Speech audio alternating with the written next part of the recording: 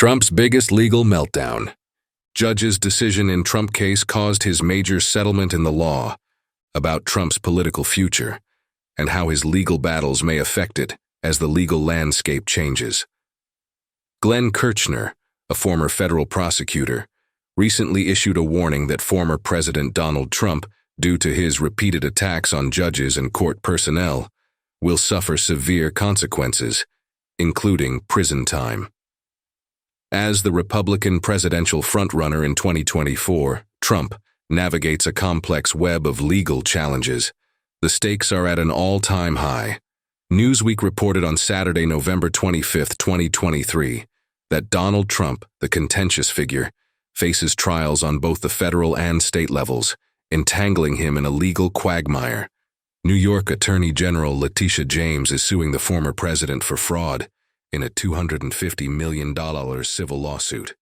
The fact that 4 separate investigations into possible criminal wrongdoing against Trump are underway, 2 by the Department of Justice's special counsel, 1 by Manhattan District Attorney Alvin Bragg, and 1 by Fulton County District Attorney Fani Willis, only makes matters worse.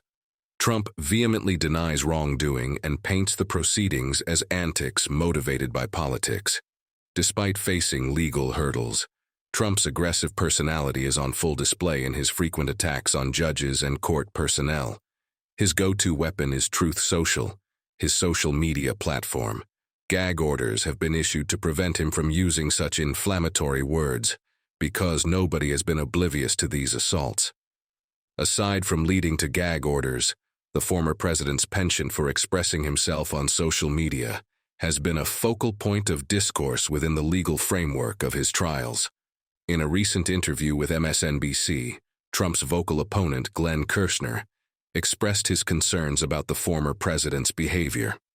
Trump may soon run out of luck, as Kirschner pointed out that it is the judge's responsibility to address his alleged witness-threatening behavior in all applicable counties. The spotlight shifts to the judges as they attempt to formulate a response to Trump's relentless insults, while Kirschner gives a warning about potential consequences. The ex-federal prosecutor has hinted at possible sanctions, such as the revocation of Trump's parole and pre-trial detention.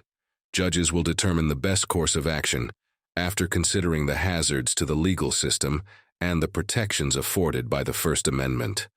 Over Thanksgiving, the DOJ defended President Trump's continued immunity from prosecution in a court document.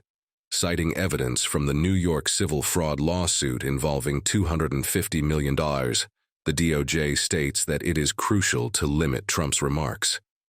Judge Arthur Angerin received a deluge of threatening letters throughout the New York court procedures, and this document explains the real-world consequences of Trump's social media remarks.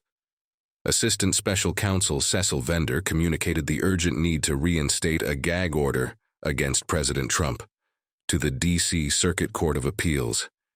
It is necessary to limit Trump's public remarks because the record highlights threatening letters sent towards Judge Angerin and his legal assistant. It is impossible to enforce gag orders in this age of quick communication, as Judge Angerin's sanctions on Trump demonstrate. The federal judge overseeing Trump's case, Tanya Chutkan, has reinstated a severe gag order that prevents the president from speaking publicly regarding the special counsel's staff and potential witnesses. Chutkan delicately walks the line between unrestricted speech and proper legal behavior. First, Trump brings a constitutional dimension to the ongoing legal drama by breaking the gag order in the name of his claim to First Amendment rights.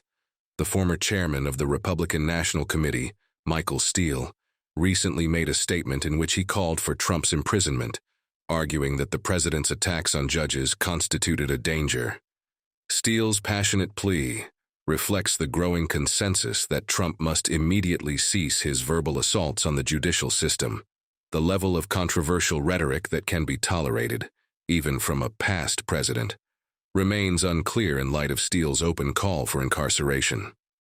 In South Carolina, former President Donald Trump endured the most humiliating experience of his life. You won't want to miss a moment of this news because it will brighten your day. Please, before we move further, take a few moments out of your day to subscribe to our updates and enable notifications by clicking the button below. Donald Trump participated in a campaign event on Saturday in South Carolina, which is an important early nominating state for the Republican presidential primary that will take place the following year. The college football game was widely anticipated. This year, the Palmetto Bowl will take place in Columbia, South Carolina, featuring a highly anticipated competition between the two most prestigious educational institutions in the state, the University of South Carolina and Clemson University. In accordance with South Carolina Governor Henry McMaster, who has extended a warm welcome to President Trump, former President Barack Obama made an open offer to participate in the game. Following his observation of the game from a box, Trump made his way onto the field. The former president stood for a brief period of time on the 50-yard line during the halftime break, waving to the audience and collecting plaudits and a few drinks. This occurred while McMaster was on the field, taking part in the game. South Carolina Senator Lindsey Graham, a Republican who supports American President Donald Trump, accompanied the former president. According to a recent CNN poll, Donald Trump has a considerable advantage over his primary competitors among candidates running for the Republican Party in South Carolina. According to the poll, his primary opponent up to this point is Nikki Haley, who served as the governor of the state in the past. There was no response from Haley's campaign when we inquired about whether or not the former Clemson student would be present at the game on Saturday. After the elections in Iowa, New Hampshire, and Nevada, the Republican nomination process will begin with a number of early elections next year. One of these early elections will be the primary election for the Republican Party in South Carolina, which will take place on February 24th.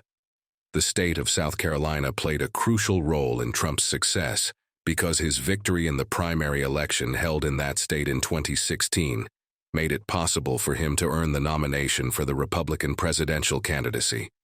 One of the former president's previous trips to the state was in September, when he attended a campaign rally in Somerville. This is not the first time he has visited the state. In addition to McMaster, a number of prominent Republicans from South Carolina, such as Graham, Lieutenant Governor Pamela Avett, and Representatives Joe Wilson, William Timmons, and Russell Frey, have signed on as supporters of Donald Trump. On Saturday, President Trump expressed his criticism of the prisoner swap agreement between Israel and Hamas. He stated on social media that the agreement has not yet resulted in the release of any Americans. He explained that this is due to the fact that the other party does not value the United States or its leadership. After an official from the Australian government announced that citizens of the United States would not be included in the second wave of prisoner releases on Saturday, Trump made the post. In addition, the White House has continued to express hope regarding the imminent release of 3 citizens of the United States of America as part of the planned prisoner release. CNN reports that Trump's additional post, in which he argues that Hamas wants a better deal for prisoners and warns of potential negative outcomes, seems to address the release of kidnapped prisoners and detainees on Saturday, a delay that was apparently resolved through mediation. The post also appears to make reference to the fact that Hamas wants a better deal for inmates. A spokesman from Qatar's Ministry of Foreign Affairs stated that Hamas released 2 American captives in October for humanitarian reasons. Not only did Trump show up to the Palmetto Bowl on Saturday, but he also visited other football games throughout the campaign cycle. Before the game between Iowa State and the University of Iowa, which took place in September, the former president made a visit to a tailgate party outside of the stadium. During the game in Ames, Iowa, another Republican candidate who was present was Ron DeSantis, who is currently serving as the governor of Florida. Please feel free to share your thoughts and opinions in the comments section.